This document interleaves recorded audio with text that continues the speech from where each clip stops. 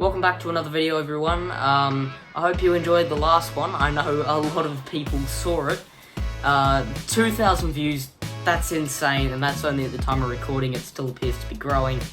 Thank you to every single person who watched my last one. If you haven't already seen it, link will be up there in the corner. Rightio, so today's video is trying to predict who will win the 36 America's Cup, Luna Rossa or Emirates Team New Zealand.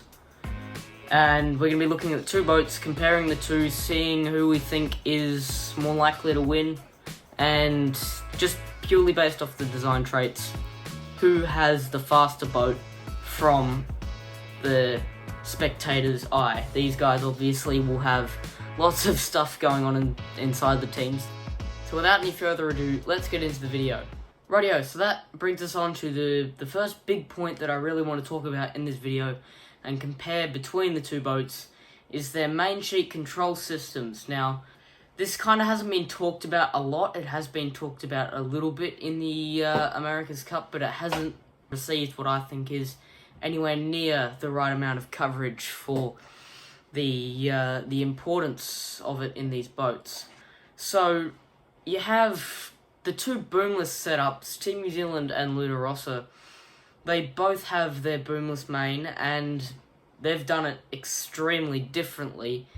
Luna Rossa, all of their controls and their hydraulics are all tucked away nicely under that deck, whereas Team New Zealand, they've got all their stuff running all over the place up above their deck, which at first, from a very aerodynamics-focused team, it seemed really strange that they would have all of their hydraulics, all of the controls above the deck, rather than tucked away nice and clean like Luna Rossa. But when you see the reason that they've done this, it is very, very smart. So, Luna Rossa, all they have their deck like this, and they have all of their controls underneath it in there, and it's all tucked away. You can see an image under there pop up on your screen. So you can see it has all of their hydraulics and their controls running along what looks like a boom, which goes right up near the mast and comes back along a bit of a traveller system. And so that's where all the structure for their loads taken by the main comes from. That's where all that structure is. Compared to Team New Zealand, they don't have any form of boom or anything like that. That's all above deck. They've all got it in the clue of their main. So you can see here with Luna Rossa, they have this boom and it comes back to their traveller, and then that rope goes up into the clue of their main, and that attaches to the clue of their main, and then comes down, and everything is below the deck on this boom, or the boom that is under the deck on Luna Rossa. And all they've got above deck is a really clean, sleek-looking setup. Whereas Team New Zealand, on the other hand, they don't have any of this stuff below the deck, so they can get that deck as low as possible, and they can have their sail as low down as possible, get that extra area down low to really have that efficiency and that riding moment, and that have less leverage trying to push you over, and have it all have a lower center of effort, because they have that extra little bit of sail from their deck being slightly lower.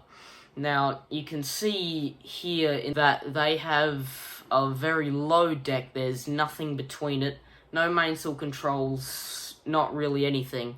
It's as low as they can get it, so they can get as much sail area as low as they can. That's their big reason that they have all of their controls above the deck.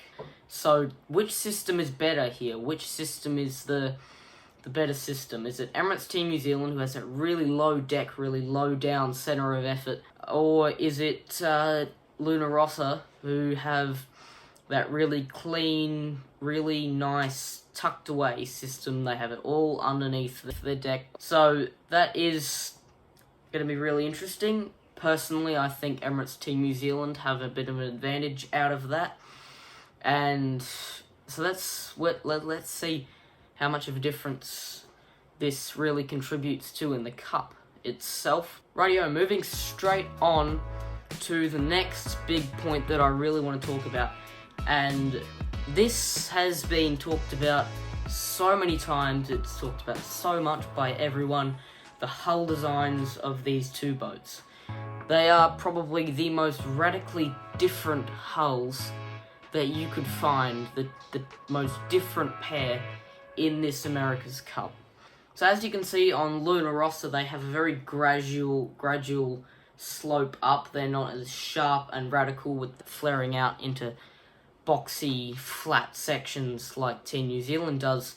They're much more gradual and smooth with all of their curvatures in that hull. And that is really the approach that they've taken. Smooth, not a hard edge on that hull. It is really sleek looking. And you compare that to Team New Zealand, who have that very radically shaped full-length skeg. They flare out into these big flat sections. Now, for Team New Zealand, what I want to talk about with them is those big flat boxy sections at the stern and even further up.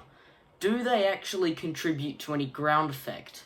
Now, for those of you who don't know what ground effect is, it's essentially a cushioning effect with air. When a plane comes down to land, you can see it's coming along the runway, and as it comes down, it kind of floats on the air beneath it. It tries to push it down, and that air doesn't get out of its way, so it keeps that in the air. Now, when you're landing a plane, this is not what you want, but when you're flying an AC-75, this could be very, very helpful in terms of taking away lift, so you don't have to use the foils so much.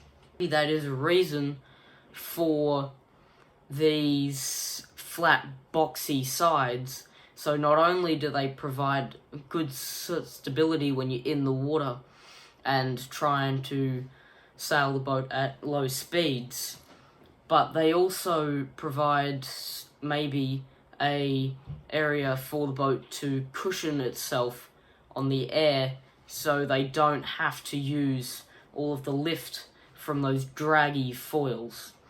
Now, an example of this maybe coming into effect is when they were sailing in the World Series, you could see they started to lift the leeward tip of their foil out of the water, and what this did is essentially reduce the drag and reduce the surface area of their foils, and maybe they were making up some of that lift with ground effect.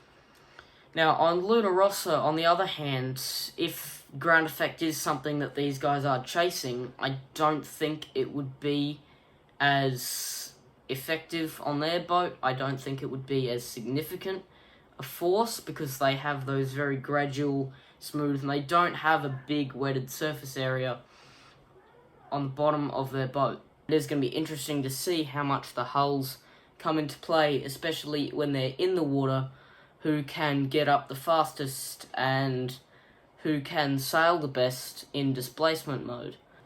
Rightio, so the last thing I really want to talk about, and the difference between these two boats, and they've done it so differently, the foils, and specifically the foil shapes, and the advantages and disadvantages of the T and the Y foil. So obviously on Luna Rossa they have the Y foil, and on Team New Zealand they have the T foil. So the T foil you can really track to windward quite well, because when these boats have their foil arms in the water, the arm isn't actually straight down, it's on a canted angle. So the foil, instead of being just flat horizontal, it's actually like that quite a bit. As you can see with a T-foil, it's tracking upwards and to windwards. And with a Y-foil, you kind of have one tracking up more and one tracking to windward more. And with the Y-foil, if you have too much heel to leeward and your foil goes to be flat in the water, like a Y, and then one foil is going to be kind of pointed out to the leeward side a little bit, and that's going to take away that windward tracking that you really get well with a T-foil Whereas with the T-foil, if it becomes flat, it's just flat, there's no tracking to leeward, and all you have to do is just get rid of your heel and you go back to tracking to windward quite nicely. Now, the other thing with a T-foil is ventilation. It has very slow ventilation, so let's just say the bottom of the frame is the water, and T-foil's there, come up, and you can see it comes out very slowly. That windward, let's say that's the leeward flap, comes out much slower than a Y-foil that would be on about that angle, and it would just come up, and you can see that comes up way faster, you lose lift way faster, and that to me looks much more unstable. And you've seen Team New Zealand actually use this in the past to their advantage. I just touched on this a little bit before. They kind of lift the very tip of the foil out of the water, so they don't have that tip that they don't need still dragging in the water. And they don't need any extra lift, so they just lift it out of the water like that. And that just seems to be far more efficient, and you can't really do that with a Y-foil. And another thing with the T-foil is you can get it deeper, because with the Y-foil you have to have the board and then the Y, which goes down to that box in the foil rules. You can have more centerboard if you need it in a T-foil, and you can just lift that board out by flying slightly higher and rolling to windward a bit more. With the T-foil, the Y-foil, you can't really do that as much. Now, another thing that we've seen on Team New Zealand is their foil arm gets slightly thinner towards the water's surface. Now, I'd have to say that definitely must be helping them, so that is another advantage to Team New Zealand in the foils. Rightio, so there you have it, everyone. That is my analysis of the America's Cup, the 36th edition. If I had to put any money on it, this cup I would probably be putting money on Team New Zealand, just because of their success and how far ahead they've been in the past few cups, and they do appear to have a bit of an advantage going into this cup, just based on our analysis. Now, quick disclaimer, I am not some inside man, I'm not a boat designer or sciencey mathematical sailing person of any kind. I'm just a person trying to predict who will win and who has an advantage because of their boat. And with that, I am done here. It's going to be very interesting, America's Cup.